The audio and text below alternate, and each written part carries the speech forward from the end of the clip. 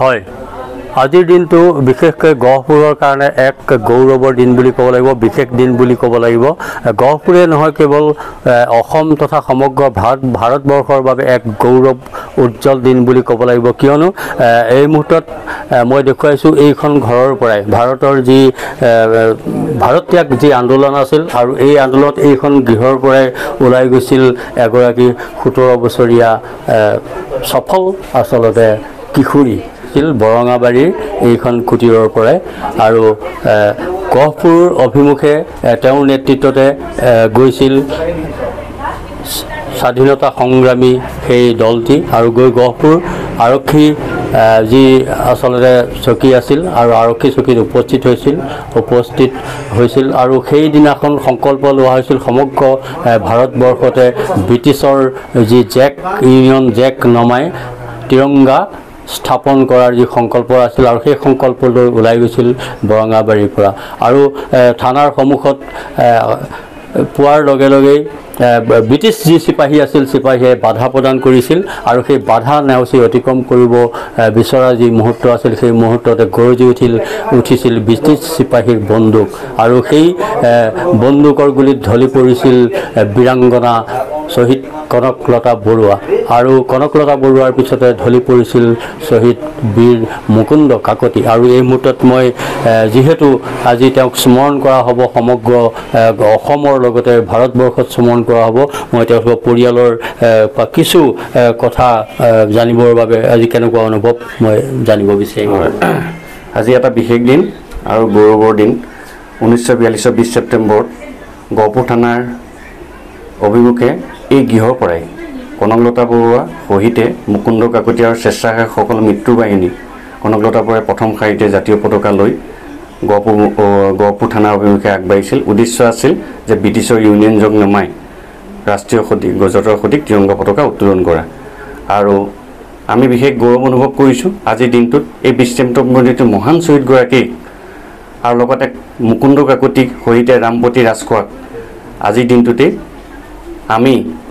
শ্ৰদ্ধাৰে স্মৰণ কৰোঁ আৰু কনকলতা বৰুৱাৰ পৰিয়াল হিচাপে আজি কনকলতা বৰুৱাৰ গৃহত কনকলতা বৰুৱাৰ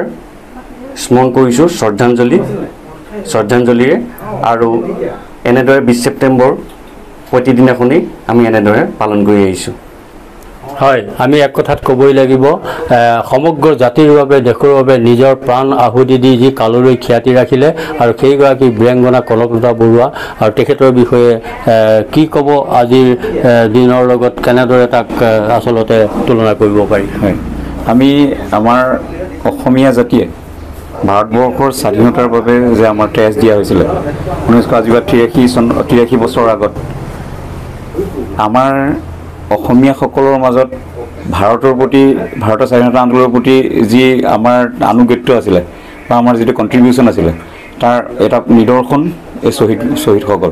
শ্বহীদ কনকলতা বৰুৱা শ্বহীদ মুকুন্দ কাকতি ঢেকীয়াজুলিৰ শ্বহীদসকল আমি অসমীয়া জাতি যেতিয়ালৈকে থাকিব তেতিয়ালৈকে যাতে আমাৰ মাজত তেখেতসকলৰ এই বলিদানৰ মূল্য থাকে আজিৰ দিনটো অকল আমাৰ বৰঙাবাৰী বা গহপুৰৰ নহয় আজিৰ দিনটো আমাৰ সমগ্ৰ অসমীয়া জাতিৰ বাবে এটা গৌৰৱৰ দিন যে যিখন ভাৰতবৰ্ষৰ আমি স্বাধীন ভাৰতবৰ্ষ পালোঁ সেই স্বাধীন ভাৰতবৰ্ষখনত কিন্তু আমি অসমীয়া জাতিও তাত সমানে ইনভলভ হৈছিলোঁ আমি গতিকে আমি আমাৰ শ্বহীদসকলক আমি হৃদয়ত ৰাখি এয়া আমাৰ আহ্বান যাতে অসমৰ সকলো চুকে কোণে প্ৰতি অঞ্চলত গোটেই ৰাজ্যখনতে আজিৰ দিনটোত অন্তত কনকলতা বৰুৱাৰ প্ৰতি যাতে শ্ৰদ্ধা জ্ঞাপন কৰে সকলোৱে যাতে অন্তত এগছি বন্তি জ্বলায় এয়া আমাৰ আহ্বান হয় আমি এক কথাত ক'বই লাগিব গহপুৰৰ বৰঙাবাৰী কনকলতা বুলি বিশ্বই জনা নাছিল কনকলতাৰ কাৰণে কিন্তু বৰঙাবাৰী আৰু গহপুৰক জনা হৈছিল এই কথা আমি ক'বই লাগিব আৰু সেই বীৰাংগনাগৰাকীক আজি গহপুৰৰ যি তেওঁৰ জন্মস্থলী আৰু জন্মস্থলীত তেওঁক আজি শ্ৰদ্ধা নিবেদন কৰা হ'ব সোঁৱৰণ কৰা হ'ব আৰু সমগ্ৰ আজি বিশ্বতেই